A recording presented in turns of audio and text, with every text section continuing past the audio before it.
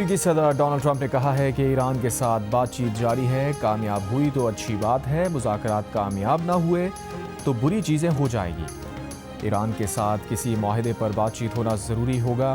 امریکی نمائندہ خصوصی وٹکاف جمعے کو ایرانی وزیر خارجہ سے مذاکرات کریں گے۔ ہمارا بڑا بحری بیڑا ایران کی جانب گامزن ہے، روس یوکرین جنگ بندی پر اچھی خبر آنے کی توقع ہے۔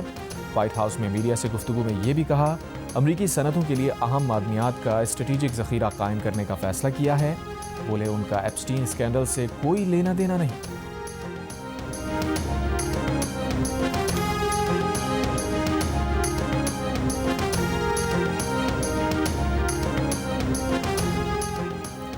مئی 2023 سے تعطل کا شکار امریکہ ایران جوہری مذاکرات جمعے کو ترکی میں دوبارہ شروع ہوں گے۔ امریکی اور ایرانی حکام نے تصدیق کر دی۔ امریکی نمائندہ خصوصی وٹکاف اور ایرانی وزیر خارجہ عباس عراقچی کی ملاقات استنبول میں ہوگی۔ ملاقات میں سعودی عرب، UAE، قطر، مصر اور دیگر ممالک بھی شریک ہوں گے۔ استنبول میں ایران امریکہ دو طرفہ ملاقات کے علاوہ سہ فریقی اور دیگر ملاقاتیں بھی ہوں گی۔ ایرانی حکام کا کہنا ہے کہ سفارتکاری جاری ہے۔ ایران یورینیم افزودگی پر لچک دکھانے کے لیے تیار ہے۔ بدلے میں ایران چاہتا ہے امریکی فوجی اثاثوں کو ایران سے دور منتقل کیا جائے۔ بال اب امریکی صدر ٹرمپ کے کورٹ میں ہے۔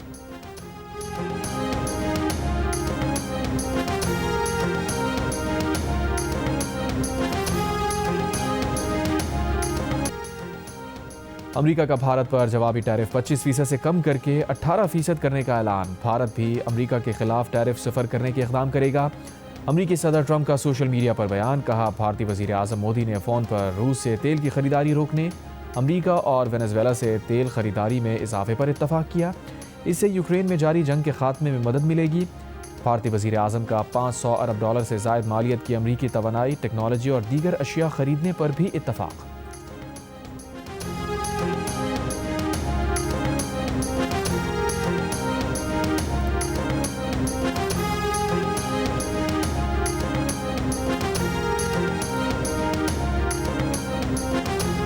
نائب commander in chief Libya lieutenant general Saddam Khalifa Haftar کا ایئر ہیڈ کوارٹرز کا دورہ۔ سربراہ پاک فضائیہ air chief marshal Zaheer Ahmed Babar Sidhu سے نائب کمانڈر ان چیف لیبیا نے ملاقات کی۔ ایئر چیف کی لیبیا فضائیہ کی صلاحیتوں میں اضافے کے لیے پاک فضائیہ کی بھرپور معاونت کی یقین دہانی۔ ISPR کے مطابق وفد کا پاک فضائیہ کے فضائی اور زمینی عملے کے آپریشنل تجربے سے استفادہ کرنے میں گہری دلچسپی کا اظہار۔ وفد کو national arrow space science and technology park کے ذریعے پاک فضائیہ کے اقدامات سے آگاہ کیا۔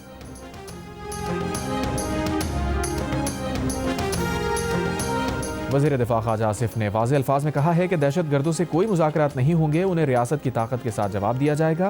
ہمیں اپنے اختلاف بھلا کر پاک فوج کے پیچھے کھڑا ہونا چاہیے۔ بلوچستان میں محرومی اور لاپتہ افراد کا بیانیہ بے بنیاد ہے۔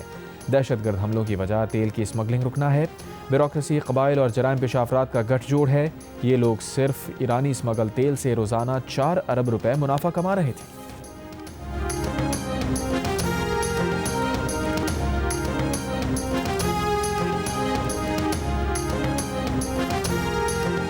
IG پنجاب ڈاکٹر عثمان انور کو تبدیل کر دیا گیا۔ راؤ عبدالکریم نئے IG پنجاب تعینات۔ پنجاب حکومت کے ذرائع کے مطابق IG پنجاب کی تبدیلی کا فیصلہ وزیر اعظم شہباز شریف اور وزیر اعلیٰ پنجاب مریم نواز کی مشاورت کے بعد کیا گیا۔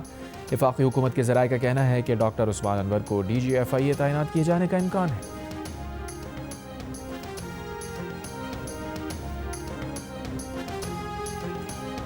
ICC T20 ورلڈ کپ میں پاکستان بھارت کے خلاف میچ نہیں کھیلے گا۔ بھارتی پارلیمنٹ کے رکن ششی تھرور کا کہنا ہے کہ کرکٹ کے معاملات بے قابو ہو رہے ہیں۔ کرکٹ لوگوں کو متحد کرنے اور امن کا ذریعہ ہونا چاہیے، لیکن یہ سیاست زدہ ہو رہی ہے۔ مستفیض الرحمان کو کولکتہ نائٹ رائڈرز کو نہیں نکالنا چاہیے تھا۔ پاکستان بنگلہ دیش سے یکجہتی کی کوشش کر رہا ہے۔ تمام متعلقہ افراد کی آنکھیں کھلنی چاہیے۔ ICC رابطوں کے لیے اہم پلیٹ فارم ہو سکتا ہے۔ بھارتی کرکٹ بورڈ کے نائب صدر راجیو شکلا کا کہنا ہے کہ جب تک ICC کوئی بات نہیں ہو جاتی، اس وقت تک BCCI پاکستان کے فیصلے پر کوئی بات نہیں کرے گا۔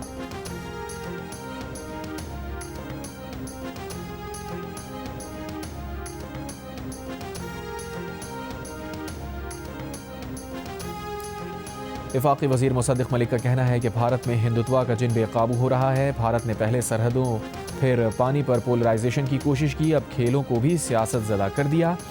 کھیل تو امن کا گہوارہ ہوتے ہیں۔ جب کھلاڑی میدان میں اترتے ہیں، رنگ و نسل اور زبان پیچھے رہ جاتی ہے۔ سب اپنی صلاحیتوں سے ایک دوسرے پر بازی لے جانے کی کوشش کرتے ہیں۔ یہی کھیلوں کا حسن ہے اور کرکٹ جیسے کھیل کو سیاسی بنانا بھارت کا بہت ہی گھناؤنا اقدام ہے۔ پاکستان کا احتجاج اور بھارت کے خلاف میچ نہ کھیلنے کا فیصلہ بالکل درست ہے۔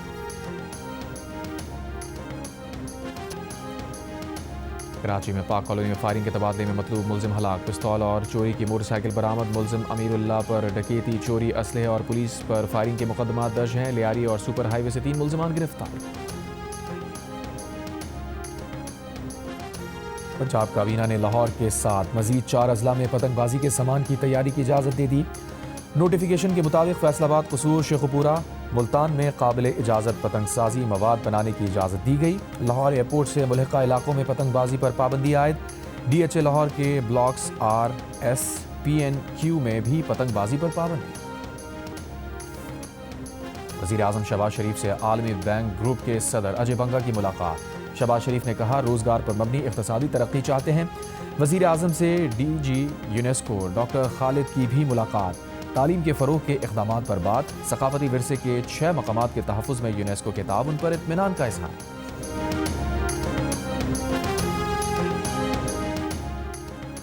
وزیر اعلیٰ خیبر پختونخوا سہیل آفریدی کی صدر عالمی بینک اجے بنگا سے ملاقات۔ صحت، تعلیم، معدنیات، توانائی اور کلائمیٹ ریزیلینس کے شعبوں میں تعاون بڑھانے پر تبادلہ خیال۔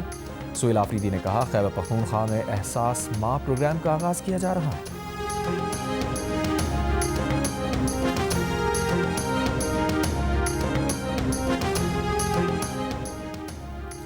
لاہور کے علاقے بھاٹی گیٹ کے مین ہول میں ماں بیٹی کے گر کر جاں بحق ہونے کے کیس میں ٹیپا کے ڈائریکٹر نے سیشن کورٹ سے عبوری ضمانت کروا لی۔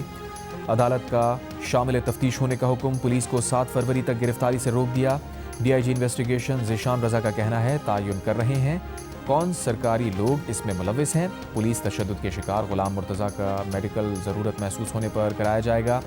دوسری جانب جاں بحق ماں بیٹی کی پوسٹ مارٹم رپورٹ بھی آ گئی۔ رپورٹ کے مطابق دونوں کی موت سر اور گردن کی ہڈیاں ٹوٹنے کی وجہ سے ہوئی۔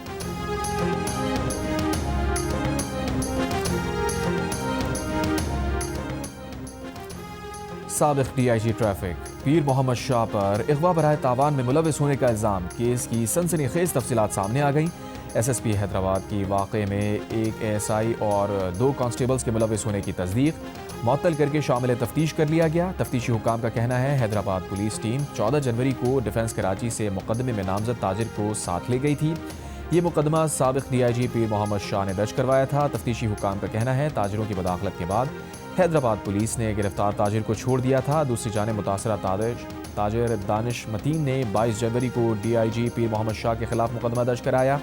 الزام لگایا انہیں گھر کے باہر سے پولیس وردی پہنے 3 افراد زبردستی ساتھ لے گئے، پھر گھر فون کر کے 30 کروڑ روپے تاوان بھی مانگا، بعد میں 10 لاکھ روپے لے کر ہائی وے کے قریب چھوڑ دیا۔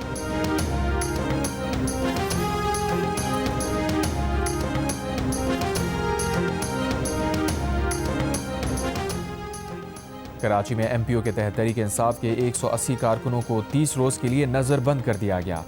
پی ٹی آئی نے نظر بندی چیلنج کر دی۔ سندھ ہائی کورٹ کے جج جسٹس عدنان الکریم میمن اور جسٹس نثار احمد بھمبورو نے سماعت سے معذرت کر لی۔ آئینی بینچز کے سربراہ جسٹس سلیم جیسر کی درخواست کو آج روسٹر کے مطابق مقرر کرنے کی ہدایت۔